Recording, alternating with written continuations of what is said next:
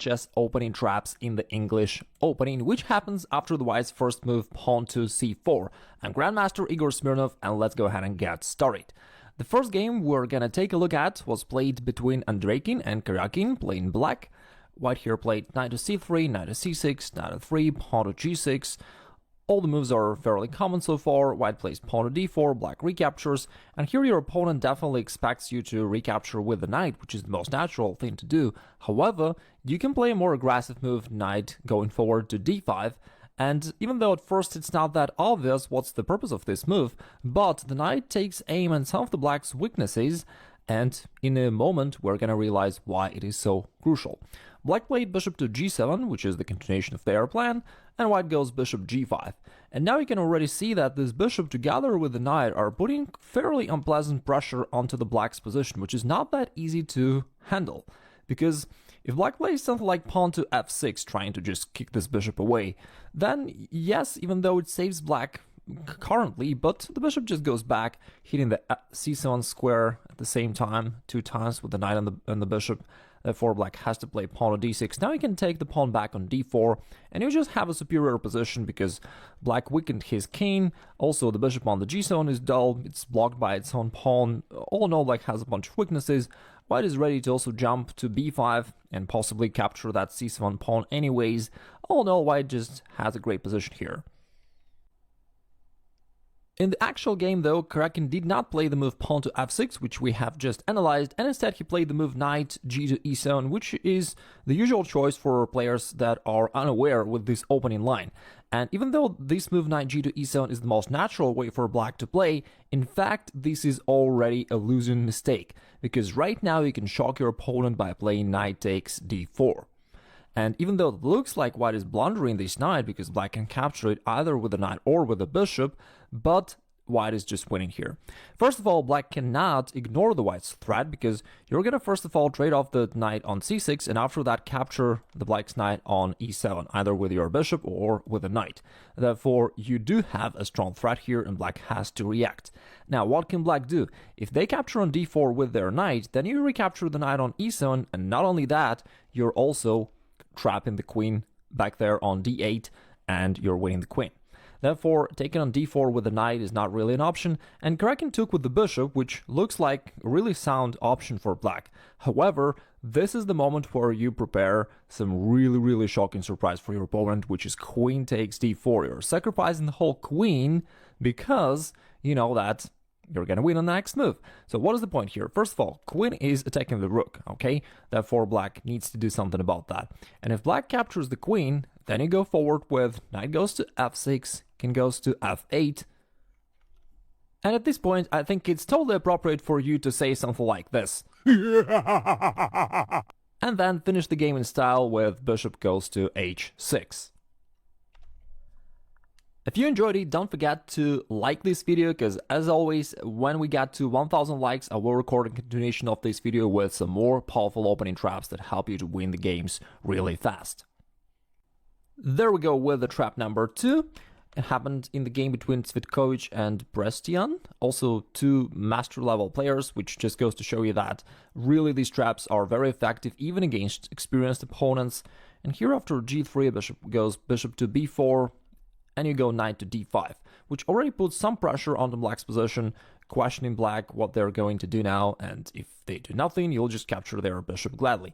Therefore, black may decide to trade off the knights, and after this, there is a little bit of a problem for black, because the knight is attacked, and if it goes back, you can possibly capture that pawn on e5. So what can black do here? They may think of an interesting counter blow, pawn to e4. You attacked their knight, they attack your knight, everything looks good.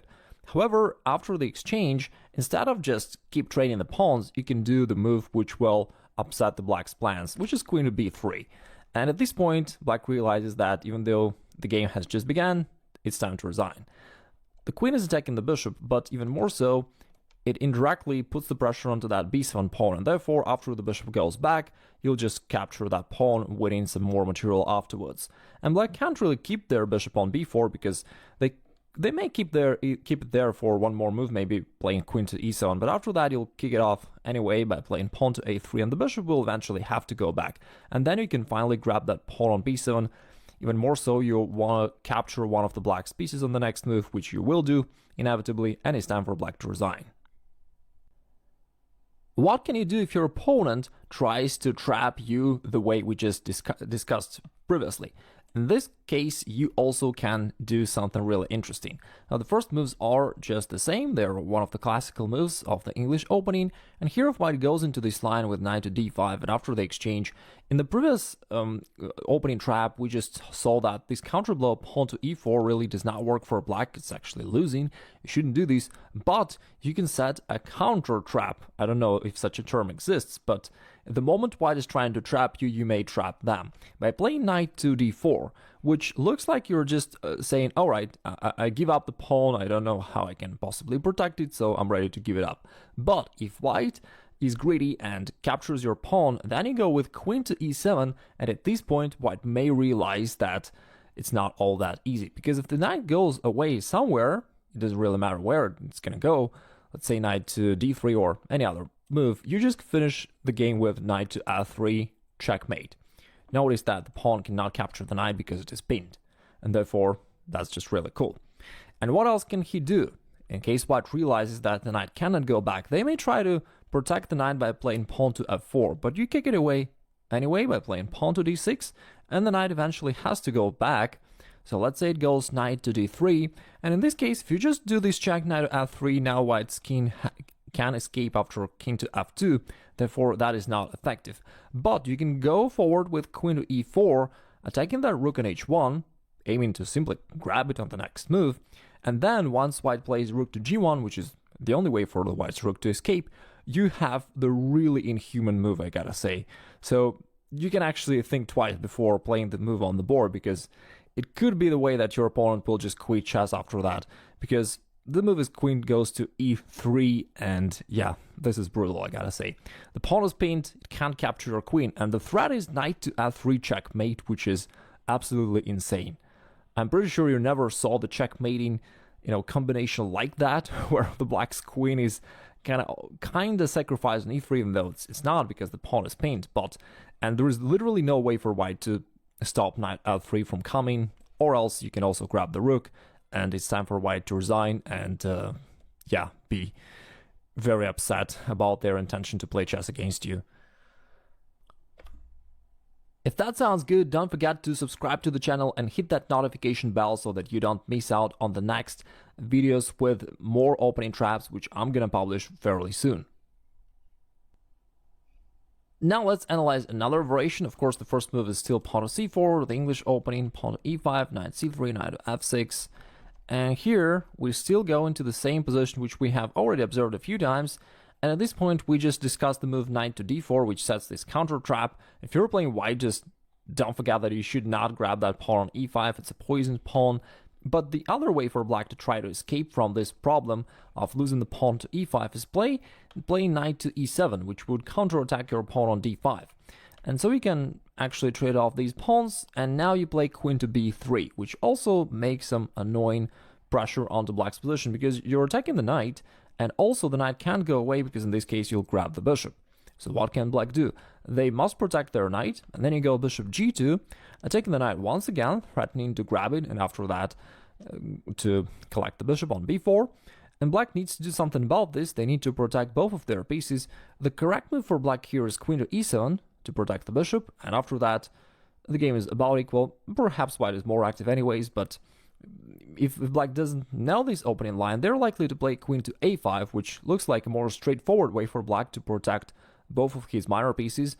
But right now it's actually losing, because you can play pawn to e4 and you switch the angle of your attack, because now black realizes that their knight can't go away. Well, it actually can, but in this case you definitely will gladly grab that pawn on f7, and after that you'll grab the pawn on g7, and as you can see, black is devastated. You're attacking a lot of different stuff here, and black is going to resign. I just took one move back. We know that the knight cannot go back from d5, because in this case white can capture that pawn on f7, and if black tries to be tricky and castle, aiming to somehow play rook to e8 if you capture the knight and take advantage of the pin along the e-file, there are different ways you can do. You can just remove your knight somewhere.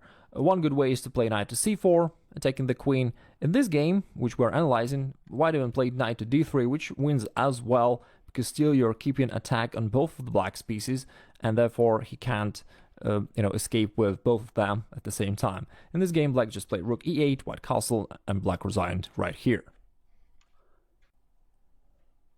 Alrighty, we've got a few more traps to cover, and this game was played by Anatoly Karpov playing white against a less famous player, Costa. In this case, white played pawn g3, which is another common way for white to set up their pieces in the English opening. Black goes knight f6, bishop g2, bishop b4. White still goes knight d5, putting some pressure on black.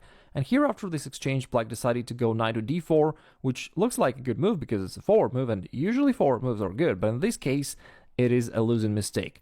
It was better for black to retreat with their knight to e7, but after knight d4, black just, maybe overlooked that after white plays pawn e3, it not only kicks the knight back, but after black goes knight to f5, which happened in the game, white has a suddenly winning move, queen to g4. Now, it's quite an unusual double attack, but anyway, the queen attacks both of the minor pieces, black can't save them, and it's time to resign. It's also worth mentioning that here in this position, black is lost in any case, because if they try to escape on the other side, on the queen side, white can still execute a similar idea by playing queen to a4 in this case, still taking both of the black's pieces and capturing one of them on the next move. We've got two more traps to cover, and this game is really interesting. It was played between Grigoryan and Trigubov, two strong grandmasters. White started with knight to f3, but after that it transposed into the English opening anyway. Here black played pawn to e5, kind of trying to establish their domination in the center. That's why white decided to undermine the black center by playing pawn to e3 and then pawn to d4. And here black traded off the pawns and pushed the pawn forward, attacking the knight. Knight goes away, and black goes bishop b4, putting the pin on the white's knight. White decided to neutralize this pin by playing bishop to d2. He calculated the variation, which looks good on the first side, but contains a fatal flaw. Here, black can capture the pawn on d4, but white player, being a strong grandmaster, certainly could foresee this move, and he prepared the counter blow knight to e4. And what he probably calculated here is that if white captures that knight on e4, white recaptures the bishop on b4. So the materials balance is equal. Currently, white is also attacking the knight. Everything's good for white. He calculated something like this, but black prepared a more powerful response. He played queen to e7. And all of a sudden, it turns out that white simply has too many pieces along the e-file, and he just can't save all of them. Here, after I guess a considerable thinking, white played bishop to takes b4, black recaptured with the queen, and now white also is somewhat in trouble because the queen is attacking the king, also the pawn on b2, and the knight on e4 is still hanging. Therefore, black really has multiple threats here. White played queen to d2, trying to, again, somehow be tricky and counterattack, but black also here found a very interesting move, and after this single move, white resigned immediately. So I want that you think about this and let me know in the comments down below. Can you find the winning move for black here? You may pause the video for a second, think about it, and then write down the solution in the comments below. The next trap is something really worth remembering because numerous games were lost by black by getting into this trap. So here the first moves again are fairly common. White goes pawn e3, pawn d6, knight e2. The setup for both white and black are, quite a usual thing. And at this point, often black goes bishop to e6 because it looks like a good idea to develop a bishop with a tempo, attacking the pawn on c4, and very often white, if they are unfamiliar with this position, they just protect this pawn on c4 one way or the other. However, if you are familiar with the opening trap, then instead of protecting your pawn, you would play pawn to d4, which is the counterattack to the black's bishop, and then the idea is, regardless of whether black trades the pawns or not, they'll need to remove their bishop on the next move. On this game, they just sacrifice the knight, but normally the idea is if they just retreat with their bishop to b6, you play pawn to d5 with a double attack to black's bishop and knight, and black is actually lost. In case they try to desperately counterattack, play knight to g4, trying to put some pressure on the f2 square with their knight and bishop, the simplest thing you can do is just to castle, okay? And then black has no attack whatsoever, and on the next move you will capture one of the black species, and it is time to resign. If you like these traps, just like I said before,